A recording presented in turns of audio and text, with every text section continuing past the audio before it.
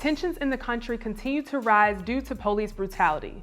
31-year-old Jonathan Price was shot and killed by Sean Lucas, a Wolf City police officer.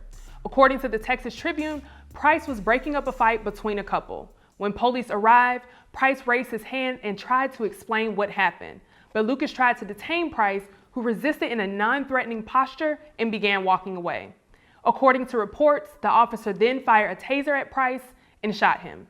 In an unexpected plot twist, Price's old Facebook posts have resurfaced, where he defended police and said that based on his experience, he's never received that kind of energy from the police. Some found the irony, while others sympathized with what looks like just another unjust shooting of an unarmed Black man. Today, we've got senior analyst Rita Brent calling in to discuss this matter. Rita, honestly, while preparing for this, it was like, here's another name. And, I didn't feel numb to it. So asking you how you feel is kind of, uncomfortable, but how are you doing? Yeah, I'll be honest. I had not heard of this young man until you guys brought it up to me. And it's feeling real DJ Khaled-ish, like Chappelle said in his special, another one. It's really a lot to keep up with. And when I heard about Jonathan Price's story, what immediately came to my mind is the shooting in Illinois when Jamel Robertson was shot. He was a security guard at a bar. There had been a shooting and the police came and ended up shooting the security who was helping. And so that's the same thing that happened with Jonathan Price. He was trying to de-escalate a situation, and you're dealing with the policeman still having that inherent fear of Black men that their go-to is excessive force. Tasing him wasn't enough. They said, we are going to kill this man today and not even try to see what actually was going on.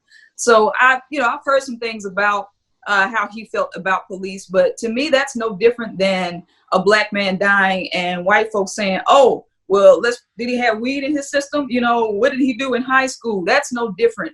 A Facebook post that he made in support of police does not mean that in the moment his life didn't matter, because it did. So I don't agree that we shouldn't have sympathy for him, because the bigger issue is that police are still out here killing Black men. We're already dealing with coronavirus, where we're dying at higher rates, Black and brown people, and then we have to deal with the police pandemic on top of that. So yeah, I'm not going to dismiss this man's life because of something that he said about the police on Facebook. That's foolish. And Rita, that's a great point. So I actually want to read two posts that I found on Instagram specifically. One lady said, or one user on Instagram said, what I'm saying is he unfortunately learned that loving white women didn't change what the police saw, and that was his skin color. And since he didn't believe in the value of Black women don't have to spend their energy demanding he receives justice. We can let the All Lives Matter Becky take this one.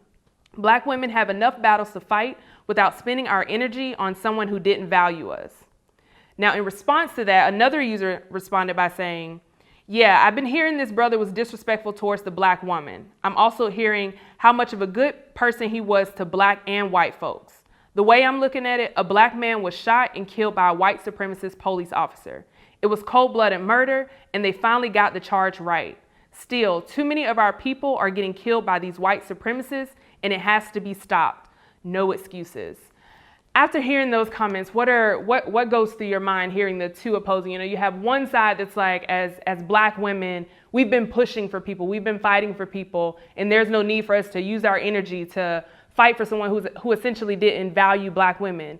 But then you have the other side that says, at the end of the day, he's an unarmed Black man who was shot and killed by a white officer, which has been done so often, too often. What are your thoughts when you hear those two opposing views?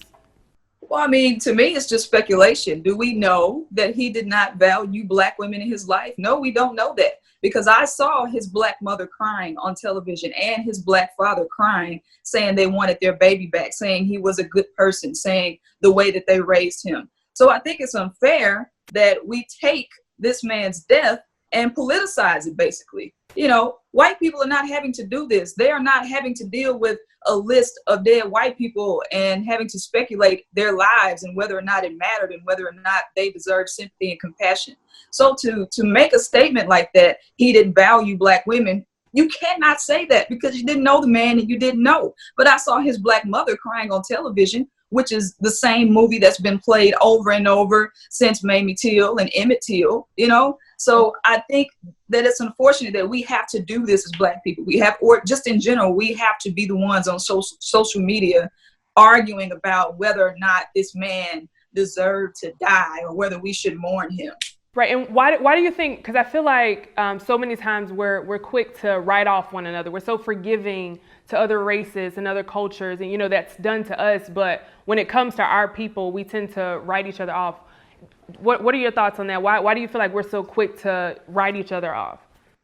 I think it's a mix of emotions, because very often we are the victims, you know, and so Black people have to choose over and over again. We had to choose between Malcolm X and Martin Luther King, non-violent versus violent protesting, you know. But when we look at the big scheme of things, we are the victims at the end of the day, period. So it doesn't matter what he said on Facebook. The fact of the matter is, it's another Black man who was killed by a white police officer, and they waited before they charged him with murder. I mean, I'm glad they did that, but I got nervous while they were waiting, because I'm like, are they tampering with evidence? Are they intimidating witnesses? It's so many things that go into it. So that little thing that he said on Facebook to me is minuscule, and it does not change my opinion. But my opinion really doesn't matter. Our opinions don't matter. His family is suffering.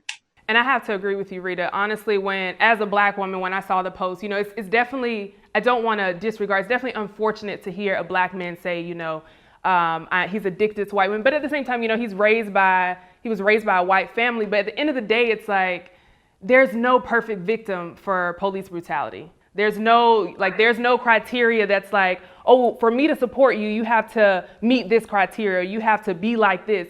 At the end of the day, when we're saying Black Lives Matter and we're fighting against police brutality, we're saying these unarmed Black men that are being shot and killed. Like, I'm tired of seeing my Black men be shot and killed for just being Black, because you feel like he's a threat.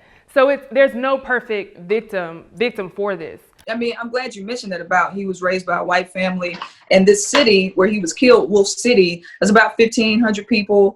And we're talking majority white, you know, just a few Black people, which was odd to me, because it seemed to me that there would be some kind of familiarity. If it ain't with 1,500 people in the town, everybody knows everybody. So why would you run up on a gas station scuffle and your thought is, oh, I'm going to shoot this man? To me, maybe he was trying to be the hometown hero, you know, with the climate of everything. But the fact that he was raised by a white family, he possibly did have a racial blind spot.